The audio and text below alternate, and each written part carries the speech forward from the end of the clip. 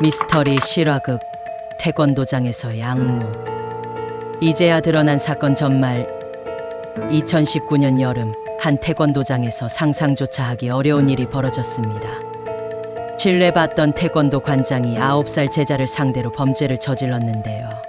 더욱 충격적인 것은 이 범행이 무려 1년 동안 지속되었음에도 아무도 눈치채지 못했다는 사실입니다. 이 사건이 모든 사람들이 알고 경각심을 가질 수 있도록 구독과 좋아요 한 번씩 부탁드립니다.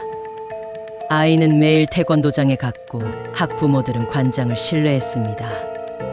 하지만 3년 후 피해 아동의 일기장이 모든 진실을 폭로하며 사건은 전환점을 맞이하게 됩니다.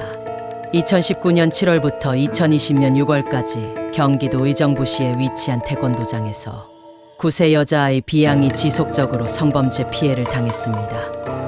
가해자는 태권도 관장 A씨로 범행 장소는 태권도장뿐만 아니라 통학버스, 엘리베이터 등 다양했는데요. 첫 범행은 통학버스 내에서 시작되었고 이후 일주일 간격으로 최소 5차례 추가로 약 10여 차례에 걸쳐 같은 범죄가 반복되었습니다.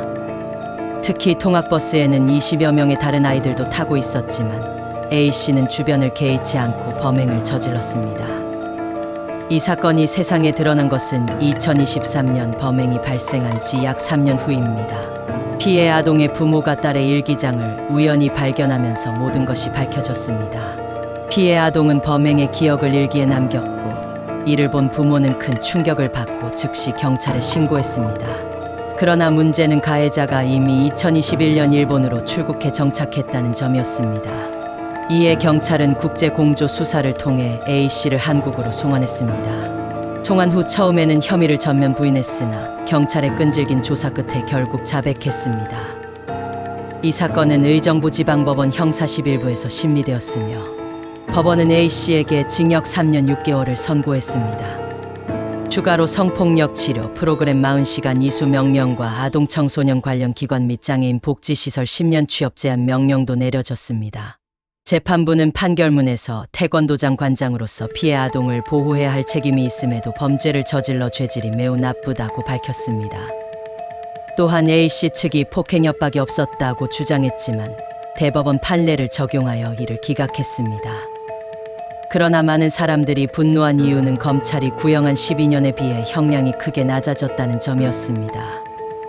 법원은 형량을 결정하는 과정에서 피해자 측과의 합의와 A씨의 반성문 제출로 인해 피해자의 처벌 불원 의사 등을 고려해 징역 12년이 아닌 3년 6개월을 선고했습니다. 이 사건은 아동보호기관의 운영자가 오히려 아동을 대상으로 저지른 신뢰 배신 범죄로 피해자의 용기 있는 기록과 부모의 신속한 대처가 법적 처벌을 이끌어낸 대표적 사례입니다. 피해 아동은 사건으로 인해 심리적으로 큰 충격을 받았으며 성적 가치관 형성에도 부정적인 영향을 받을 가능성이 높습니다. 하지만 이 사건이 주는 교훈도 있습니다. 부모의 작은 관심이 아이를 지킬 수 있습니다. 피해 아동이 자신의 경험을 기록한 일기장과 부모의 세심한 관찰이 없었다면 이 사건은 끝까지 묻혔을 수도 있었습니다. 또한 이 사건은 해외 도피가 가해자의 완전한 도망으로 이어질 수 없다는 점을 보여주었습니다.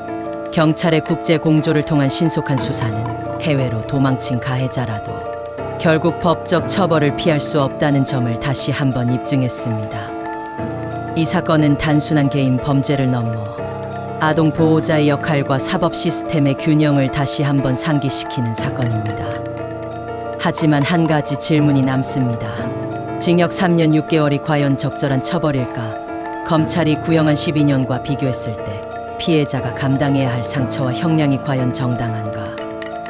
이 판결에 대한 여러분의 생각은 어떠한가요? 댓글로 의견을 남겨주세요. 구독과 좋아요를 눌러 이 사건을 모든 사람이 알 수 있도록 도와주시면 감사하겠습니다.